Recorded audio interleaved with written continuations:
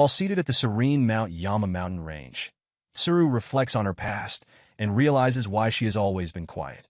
Growing up, her parents often came home late, and she didn't have siblings to bond with. Despite this, she never felt lonely. It was the games she played that filled her time and pushed her social limits. As she reminisces, she recalls how, over time, classmates began to invite her to play games with them. Initially hesitant, she found herself enjoying these interactions, and much to her surprise, she often emerged victorious. This newfound camaraderie eventually led her to meet Ageha and Uda. Whenever they played together, she continued to win, which brought her joy but also made her feel a bit disconnected.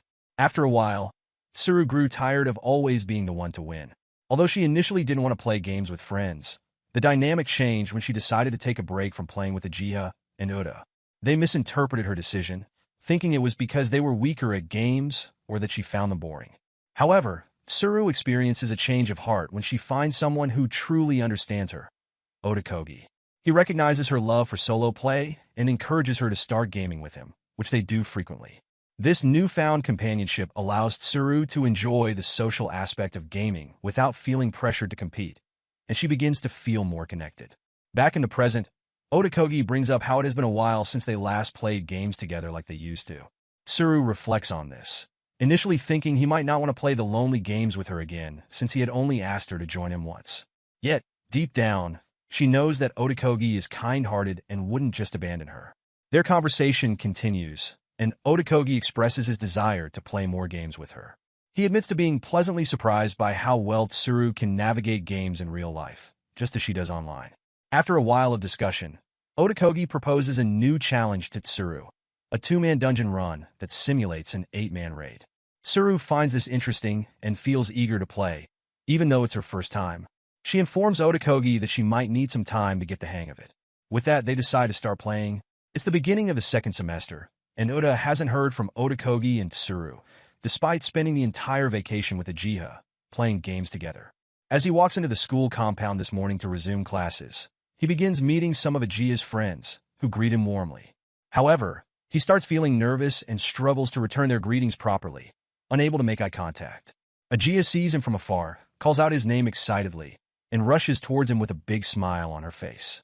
She expects a warm welcome in return, but Uda hastily passes by, unable to even greet her properly. Ageha stops him, revealing that she has been waiting for him. Uda is shocked and filled with regret, realizing he was trying to avoid her. Ageha has some exciting news to share and shows off her new device that plays Super Famicom games. Uda loves the device, and she suggests they play together since she has many games. As they approach the entrance of their classroom, Uda asks if they're entering together, and Ageha confirms they are. Suddenly, she grabs Uda's arm to show off to her friends. As they enter the class, everyone's attention is drawn to them, and they all wonder what's going on between the two. Uda quickly clarifies that they're emotionally dating, but emphasizes they're not romantically involved. He asks Ageha to remove her hand from his arm, but Ageha disagrees. Their classmates remain skeptical, trying to persuade them to discuss their relationship. However, they both insist they're not dating. Ageha suggests they move to another location to finish discussing the game, as they're disturbing others. After class, they leave school together, planning to head to the club. Ageha predicts that Suru and Odoki might be together, possibly flirting with each other, having played an online fantasy game during the vacation. Upon arriving at the club, they find Suru about to change clothes. Ageha is stunned, her mouth agape. Odoki fabricates a story about having emergency authority on the club activity committee to explain their presence, claiming they're ensuring the club conducts decent activities. Ageha thinks it would be fun to play together, but Odoki mentions that it might not work since the game club is a minor club, still in its early stages. Meanwhile, Uda realizes it's been a while since they've all played games together, unaware of the ordeal awaiting him. 2 days later, Uda is the only one who shows up at the clubroom. That's when a first-year student named Hashizora, claiming to be a member of the club activities examination committee, walks in. She declares she's there to crush evil. Hashizora also warns Uda that their organization considers video games, among other electronic activities, potentially harmful. Uda feels confused when Hashizora introduces herself because he recalls that Odoki told them something very different about the committee. Unsure of her intentions, he asks what she means. Without missing a beat, Hashizora launches into a passionate explanation about the negative effects of video games. Uda stands there, stunned and perplexed, wondering why she's even bringing this up, especially since he thought he was speaking to someone else entirely. Then, Hashizora's tone shifts as she vows to punish every evil organization that promotes or allows video games. Uda can't help but wonder why a person like her would suddenly appear here, of all places, and at this very moment, when he's the only one around. In an attempt to avoid her intense mission, he checks the list of club activities scheduled for the day and tells her that maybe she should come back another time. However, Hashizora remains determined, insisting she must take action now since she's already here. With unwavering resolve, Hashizora begins inspecting every video game she can find, intent on banning each one. She explains that she was forbidden from watching video games as a child, which convinced her they are harmful to everyone. Uda tries to reason with her, explaining that video games aren't necessarily as dangerous as she believes. But Hashizora refuses to listen, only reaffirming that she's more than capable of taking down any evil organizations in her path. With a stern expression, Hashizora decides to leave, warning Uda to clear out all the video games from the club room. But before she can make her exit, Uda quickly pulls her back, determined to show her that she's misunderstood. He suggests she at least give a video game a try, just once. That way, she might see for herself that video games aren't as harmful as she thinks. Uda is confident that if she plays even a little, she'll be hooked and forget about her plan to ban them. After a bit of persuasion, Hashizora finally agrees, but only for 30 minutes. She insists that she'll ban the game afterward, just as she intended. Meanwhile, Uda has a secret goal. He's determined to change her mind about video games and save the club room, especially since he knows that would make Ageha happy. After sifting through several options, Uda carefully selects a game for her. As soon as it starts, Hashizora looks terrified and immediately wants to stop. But Uda encourages her to keep going, reminding her of her commitment to investigate. Summoning a burst of courage, Hashizora watches the screen intently, determined not to let herself be overwhelmed. Gradually, she begins to engage, silently vowing that she won't let herself lose to a video game again. Uda suggests they play Baikunin 3, a charming exploration game centered around small, adorable animals. When he loads it onto the screen, Hashizora is taken aback, shocked by the realistic 3D graphics, which he initially mistakes for an animation. Uda explains that it's a game, not a cartoon, surprising her even further. As they begin, Uda starts to understand that Hashizora's strong dislike likely stems from the old 2D retro games her grandmother banned when she was a child. Realizing this, he decides that his first task is to overturn her outdated impression of video games. This game, he hopes, will change her perspective. Almost immediately, Hashizora can't help but comment on how cute the game is. Without realizing it, she starts to get pulled in, her interest growing as Uda patiently explains the game's details and mechanics. There are moments where certain scenes make her jump, but with Uda's guidance, she begins to navigate through them, her curiosity replacing her hesitation. Uda sticks by her as a supporter, helping her along the way and teaching her as she plays. With each new discovery, Hashizora's surprise and excitement grow. This game world is nothing like what she had expected. Before long, Hashizora grasps the goal of Baikunin 3. Her task is to pull out the Baikunin creatures so they can gather food. The simplicity of it surprises her, as it's far easier than she initially imagined. As she pulls out the Baikunin, she finds herself enjoying the process more than expected. Understanding that it's all about pressing buttons, she begins to appreciate the small details. The subtle movements on the screen, the cheerful sound effects, and the satisfying motions of the Baikunin as they carry out their tasks. Each button press brings an instant reaction, and every action sends a surge of delight through her. The rhythm of the game, the visuals, and the sounds all seem to send waves of pleasure to her mind, and she feels herself drawn into the experience, realizing that perhaps video games aren't as pointless as she once believed. Meanwhile, Uda observes her closely, feeling satisfied that she's becoming more engaged. He recognizes that Baikunin 3, with its simple, charming gameplay, matches her energy well.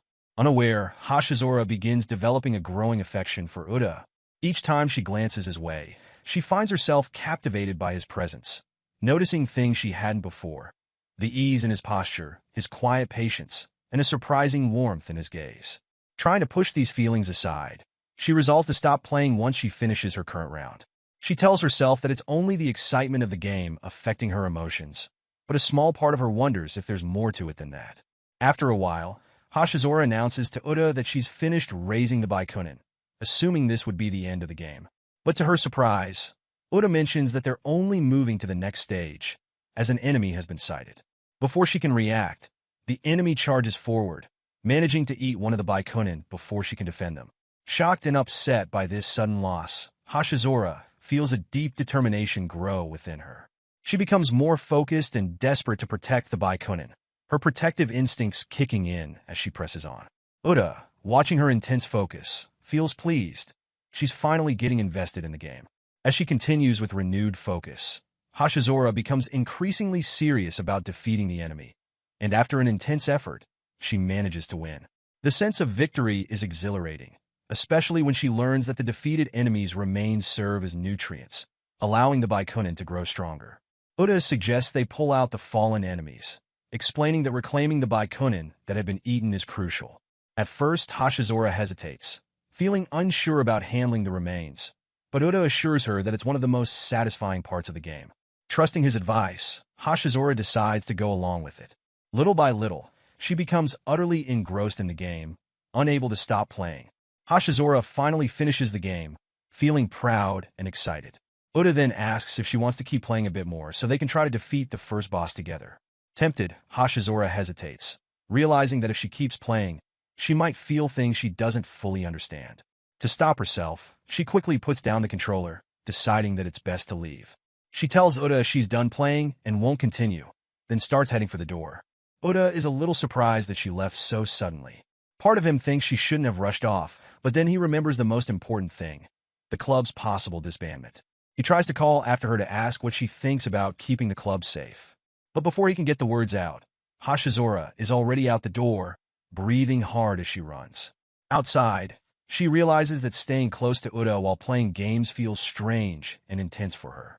She decides firmly that even though she enjoyed the game, she won't play any more games in the future, as it feels a bit too risky for her feelings. Uda sits alone in the gaming club room, deep in thought, wondering about the future of the club. He has no idea what will happen, and the uncertainty worries him.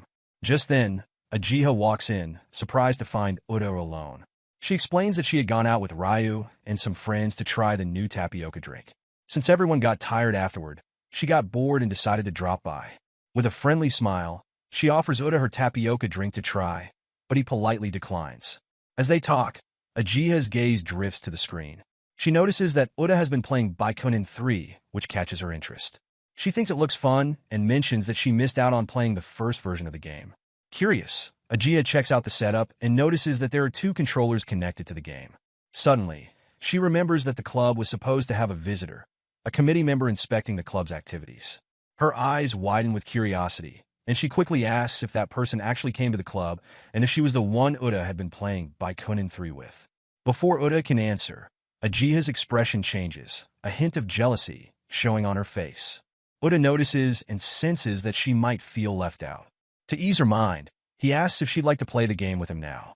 Ageha's face lights up, and with a big smile, she happily agrees, excited to spend time with him and join in the game. Uda and Ageha start playing Baikunin 3 together, and before long, they win the game. Ageha has a great time, especially enjoying the parts where they have to pull out the Baikunin and fight the boss. She feels a thrill each time their Baikunin numbers drop, making the boss battle exciting and a bit nerve-wracking. Curious, Ageha asks about the club examiner who came to play the game earlier and why she didn't stay to fight the boss. Uda explains that it was a bit too challenging for the examiner, especially since she had never played a video game before. But when Uda mentions that the examiner was a girl, Ageha is caught off guard, clearly surprised. Uda then shares what he knows about the examiner, Hashizora, but Ageha focuses on one question. Was playing with Hashizora actually fun for Uda? She seems especially interested in knowing who he enjoys playing with more, her or Hashizora. The question leaves Uda stunned. But before he can respond, Ageha suddenly realizes how it sounds and quickly tells him to ignore what she just asked, feeling a bit embarrassed. At that moment, Odoki enters the room, apologizing for keeping them waiting and explaining why he couldn't arrive earlier. He notices the awkward atmosphere and, unsure of what's going on, pauses. Just then, Suru steps in and takes one look at Uda and Ageha, guessing that the 2 of them might have been playing. Ageha regrets asking Uda that personal question, feeling embarrassed for letting her curiosity slip. She realizes that even if Uda plays games with other girls, it's not her place to question it. But then, her mind wanders, picturing Uda possibly holding Hashizora's hands to show her how to play. The thought makes her feel a pang of jealousy, though she quickly shakes it off, wondering why she's even thinking about it. Wanting to focus on her own feelings, Ageha makes a quiet determination to be less dependent on Uda. The next day at school, Uda heads to the game club room and is surprised to find it empty. Although he knows the seniors are busy studying for entrance exams, he expected that Ageha would already be there. Meanwhile, Ageha has made a decision to avoid playing games with Uda that day. She feels that she's grown too reliant on him. Even when they aren't together, she finds herself constantly thinking about him. Ageha receives a text message from Uda asking if she plans to come to the clubroom that day so they can play Earth Defense Force 5 together. As soon as she sees the message, her mindset shifts completely. She really wants to play this game since it's the latest installment in the series.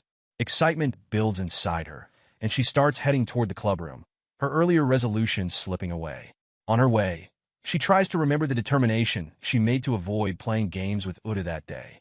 But the thought of playing Earth Defense Force 5 is too tempting, and she feels herself being swayed by her desire to join him. While Ageha does not reply to Uda's message right away, he begins to feel anxious. He wonders why she hasn't responded yet, because he knows she usually replies within seconds. Uda feels a little worried, especially since he bought the game specifically to play with her. As he waits for her response, he thinks about what he will do with the game if she decides not to come. While pondering her decision, Ageha thinks about who else she could play games with if she chooses not to join Uda. Ryu and the others are busy with their own club activities, and the substitutes are occupied as well. Feeling a bit lost, she decides to seek out Suru for advice. When she meets her, Ageha asks if it would be okay for her to play the game with Uda. Suru assures her that it's perfectly fine and even offers to call Uda for her. However, Ageha lies and says she won't do that, not wanting to appear too eager. Suru observes Ageha's behavior and feels a twinge of envy. She admires how Ageha manages to involve others in activities she enjoys, making it seem effortless. Suru feels like she struggles to take initiative in the same way. Gathering her courage, she honestly expresses her feelings to Ageha, telling her that she looks up to her and is trying to follow in her footsteps. Suru wishes she could be as confident and proactive as Ageha, hoping to learn from her example. After talking with Suru, Ageha leaves her and heads toward the clubroom. Meanwhile, Uda sits inside, glancing at the door, feeling a bit disappointed as he realizes that Ageha is not coming. He decides it's time to leave, so he stands up and opens the door. Just as he does, Ageha suddenly walks in, catching him by surprise. Uda hadn't expected her to show up, and he is taken aback. Ageha explains that she had originally planned not to come, but after thinking about it, she realizes she can't resist the chance to play games with him. Her excitement is clear as she asks if they can start playing the game now. Uda feels a wave of relief and happiness at her arrival and happily replies that yes, they can begin. As they start playing Earth Defense Force 5, Uda begins to feel nervous. He can hardly wait to see how the game unfolds. Ageha, noticing his tension, encourages him to hurry up. She suggests that, as beginners, they should pick roles wisely. She decides to choose the Wing Diver class because it can fly and looks beautiful. Ageha is excited to explore the characters' reactions when they get shot, especially since the game has friendly fire. They remind each other to be careful with their weapons. As they dive into the gameplay, Uda spots a monster on the screen and immediately starts shooting at it from the sky, enjoying the feeling of freedom that comes with flying. Ageha joins in from the ground, shooting at the monster with enthusiasm. She enjoys every moment of the game, which brings relief and happiness to Uda. He feels glad that Ageha is having fun, especially because he bought the game after hearing her mention it back at the training camp. When she expressed her desire to play Earth Defense Force, he couldn't resist the urge to buy the latest version, hoping she would love it. Ageha is taken aback when she hears Uda's explanation about why he bought the game. She feels a wave of guilt wash over her and quickly apologizes to him. Ageha explains that she had initially planned not to play with him that day, completely unaware that he had purchased the game with her in mind. Uda, surprised by her revelation, asks if he has done something wrong that made her feel this way. Ageha reassures him that he hasn't done anything bad. However, she admits that she felt a twinge of jealousy because he played games with another girl. Although she understands that he was doing it for the club and there was no other choice, the feeling still bothers her.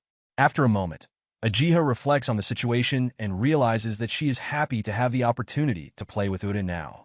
She decides to put her feelings aside and focuses on the game, aiming for both of them to win together. Later, Ageha comes to a conclusion. Small things like jealousy shouldn't be a cause for worry.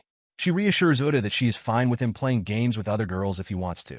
Hearing this, Uda feels relieved and tells her that he cannot imagine doing something like that, which makes Ageha genuinely happy. As they continue their conversation, the door suddenly swings open, and a girl walks in. It is Hashizora, and she immediately confronts Uda, threatening him to take responsibility for what he did to her. Uda is taken aback by her sudden accusations. He feels a rush of panic as he realizes that this might lead Ageha to misunderstand the situation. This encounter marks the first time that Hashizora and Ageha meet each other. Hashizora storms into the room and immediately grabs Uda, demanding that he do what he did to her again, insisting that she can't hold on any longer. Ageha stands there, speechless, as this unexpected drama unfolds before her eyes. Hashizora continues to press Uda, claiming that it is his fault for the situation she finds herself in. Uda, feeling overwhelmed, tries to calm Hashizora down while simultaneously reassuring Ageha that it's not what she thinks. As he tries to explain, Ageha suddenly hears Hashizora's name and realizes that this is the girl she had heard about. A wave of anger washes over her as she looks at Hashizora, who is undeniably beautiful. Ageha feels a surge of jealousy and, in a fit of frustration, takes her anger out on Uda, hitting him lightly. At the same time, Hashizora is still tugging at Uda, trying to get his attention. Uda finds himself in a challenging position, trying to manage the emotions of both girls. To defuse the situation, he quickly switches on the video game, suggesting that they play together. However, Hashizora begins to realize that her grandmother's warnings about video games might have some truth to them. She notices that she is becoming addicted to the games, even though she had sworn never to touch them again. Hashizora recalls how she tried to forget about the game after her first experience, but her body keeps reminding her of the joy she felt while playing. As she expresses these feelings, Ageha grows more furious and jealous, interpreting Hashizora's words in a different way. Ageha's mind races, thinking that there is something more behind Hashizora's statements. However, Hashizora quickly clarifies that her frustration during her first game session eventually turned into enjoyment. She explains that a few days ago, she started feeling strange changes in her body, such as the urge to click her pencil repeatedly. This behavior makes her realize that the games are starting to have an effect on her, and she cannot ignore it any longer. Hashizora's admission draws Ageha's attention, as she begins to see that Hashizora's experience with gaming might be more complicated than she initially thought. As Hashizora explains her feelings in more detail, Ageha starts to understand what she means by her body getting addicted to gaming. Ageha nods in agreement and shares her own experience, admitting that pressing buttons can indeed feel good. She describes how, sometimes at night, they dream about games and the excitement they bring. However, Hashizora counters that dreaming about games is not enough to satisfy her desire. She cannot shake off the pleasure she felt when she pulled out the Baikunin in the game. This sensation lingers in her mind, making her crave the experience again. Hashizora expresses a growing urge to replicate that feeling in real life. Ageha thinks for a moment and realizes that many people who play games often want to translate their virtual experiences into their everyday lives. She tells Hashizora that this desire to pull things out and engage in actions they used to do in games is common. They are not just playing. They are immersing themselves in a world that brings them joy and fulfillment. Ageha now fully understands how Hashizora feels about gaming because she realizes that she, too, cannot imagine her life without playing games. However, Hashizora has a much tougher situation. She cannot play games at home since her family has banned them. This restriction adds to her embarrassment about becoming a game addict. She feels uncomfortable sharing this part of herself with her friends. Meanwhile, Uda steps in, ready to take responsibility for Hashizora's gaming journey. He asks if it would be okay for him to play the game with her, wanting to help her enjoy gaming again.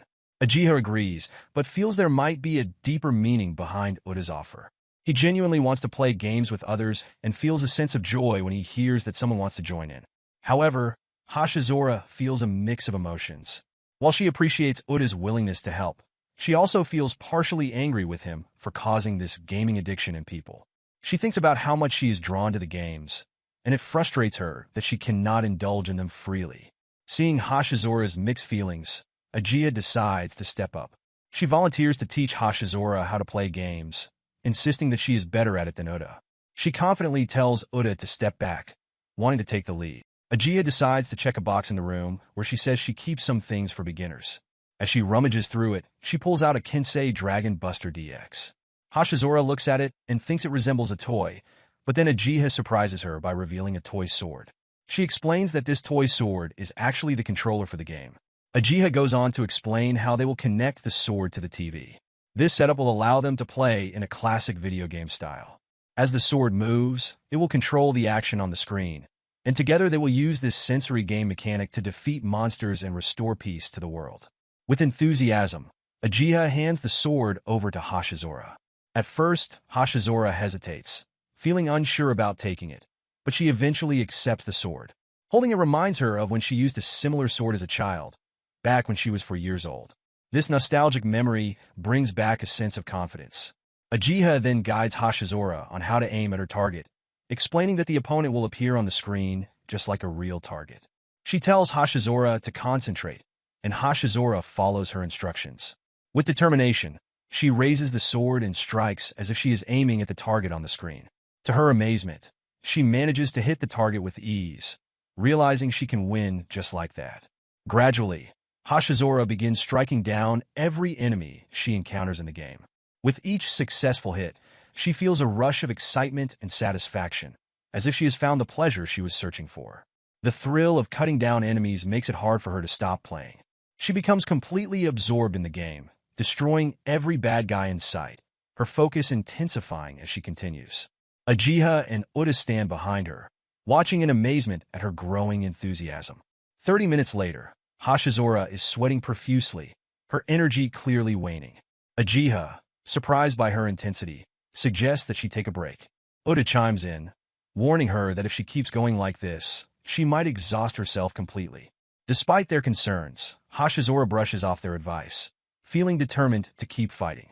In her mind, running away would mean she isn't living up to the hero she wants to be, and she refuses to abandon the village she is protecting in the game. Seeing Hashizora's determination and unbreakable focus, Ageha and Uda begin to worry, especially as she shows no sign of slowing down. Her intense dedication is almost overwhelming as she battles fiercely, refusing to back down despite her exhaustion. Then, finally, she triumphs, winning the life-or-death battle with a victorious strike. Uda stands in awe, having doubted she could defeat such a difficult challenge. He realizes just how fully Hashizora had immersed herself in the role of a hero, and Ageha, too, finds herself intrigued by Hashizora's unexpected strength and resolve. As soon as Hashizora fulfills her desire to protect the virtual village, she bolts from the clubroom, avoiding any comments from them. Once she's gone, Ageha stands lost in thought, reflecting on the eventful day. She remembers how thrilling it was to play the EDF game with Uda earlier, and how the energy only intensified when Hashizora joined them. It was chaotic but still fun. Later, Ageha apologizes to Uda for her reaction when Hashizora had arrived, admitting that she had completely misjudged Hashizora's personality. She now understands that Hashizora's passion for the game was genuine and even a little admirable. Trying to smooth things over, she asks Uda to forget her previous jealousy and the things she'd said. But Uda surprises her, saying he can't simply forget. Uda recalls Ageha's earlier words about being upset when he played games with someone else. Despite her apology and her insistence that he let it go, he finds he can't simply erase her words from his mind. He tells her that he can't just reset his memory like in a game, so instead he suggests they act as though nothing happened, even though her words keep echoing in his head. But Uda still feels unsettled, as he realizes he hasn't yet answered the question that has been weighing on him: who he enjoys playing with more, Ageha or Hashizora. Before he can stop himself, he says out loud, almost involuntarily, that he can't imagine being without Ageha. The unexpected confession catches Ageha by surprise.